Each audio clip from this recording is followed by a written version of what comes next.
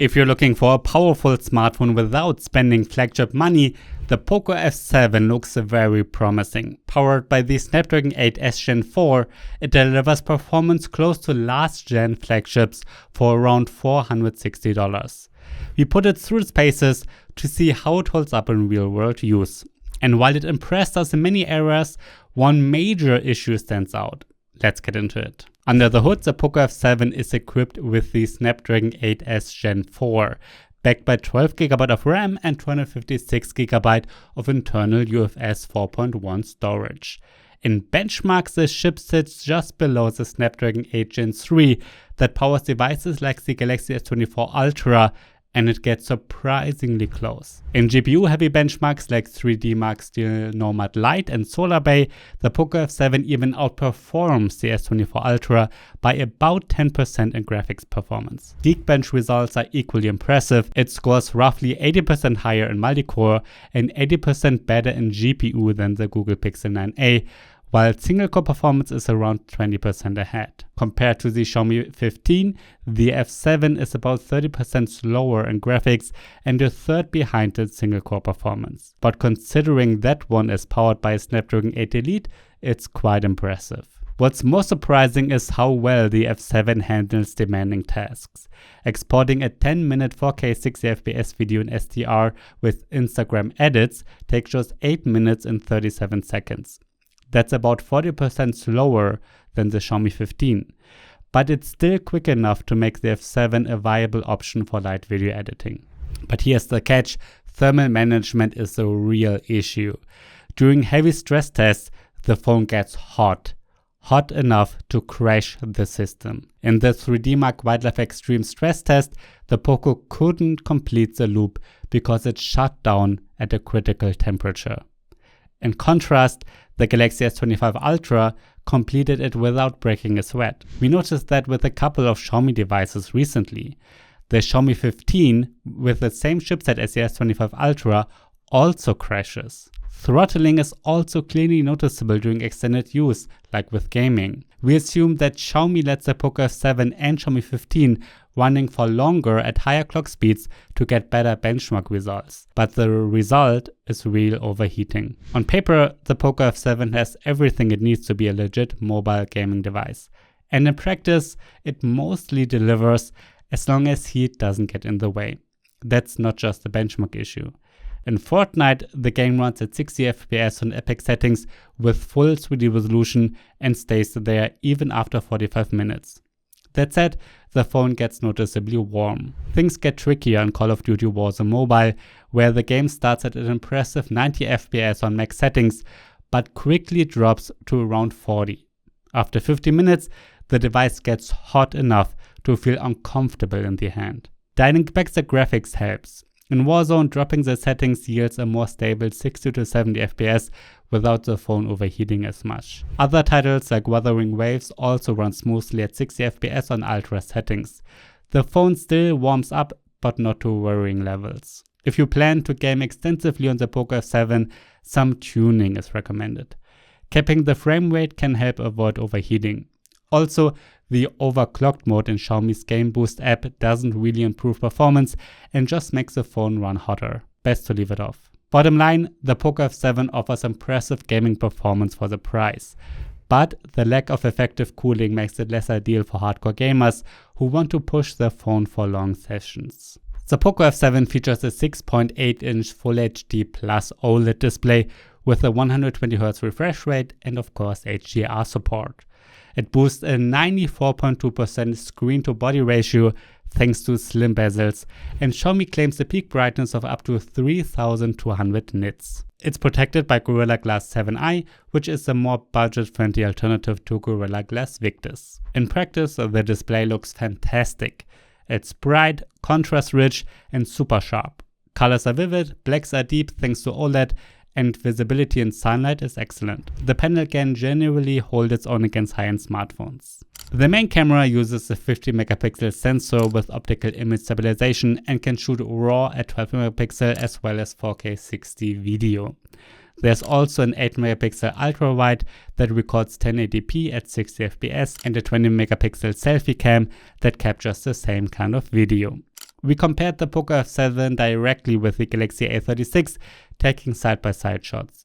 The POCO tends to produce more neutral images due to its different image processing, while the A36 goes for punchier colors, sometimes a bit too much, especially with skin tones in selfies and portraits. The POCO's main camera captures sharp, detailed photos. RAW files look great, though noise becomes noticeable in dimmer scenes.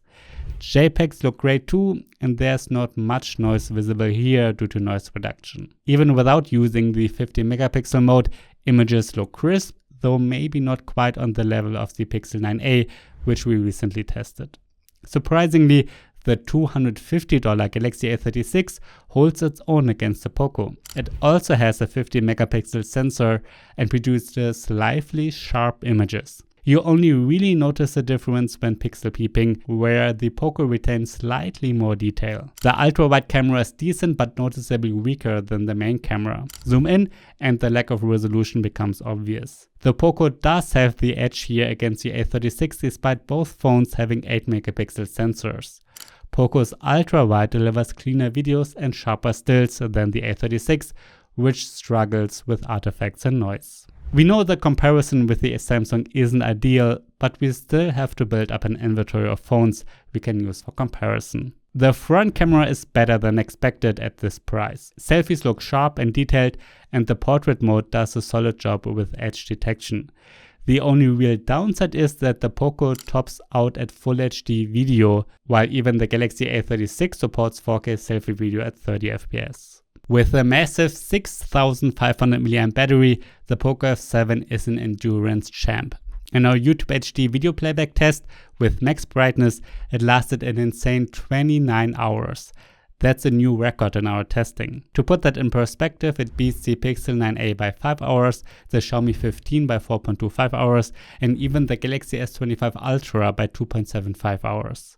Charging is also speedy with 90 watt fast charging. It goes from 0 to 90% in about 30 minutes.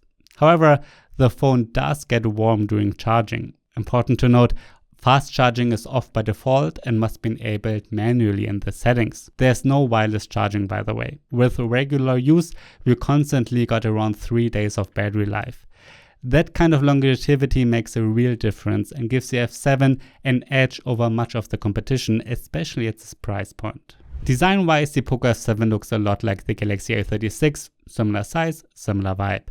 It has a glass back and flat aluminum sides, which give it a premium feel. Despite weighing 215 grams and measuring 8.2 mm thick, it's surprisingly comfortable to hold. That said, the glass back loves fingerprints and dust. Design depends on the color variant. The white and black models are clean and understated, but the silver version stands out with a black triangle design and Snapdragon branding on the back. Very gamer core and definitely not for everyone. If you like minimalism, go with the other options. The green accent strap on the back camera bump makes it stand out even with the case on. It's also IP68 certified, so the POCO should easily survive a drop into a pool or puddle.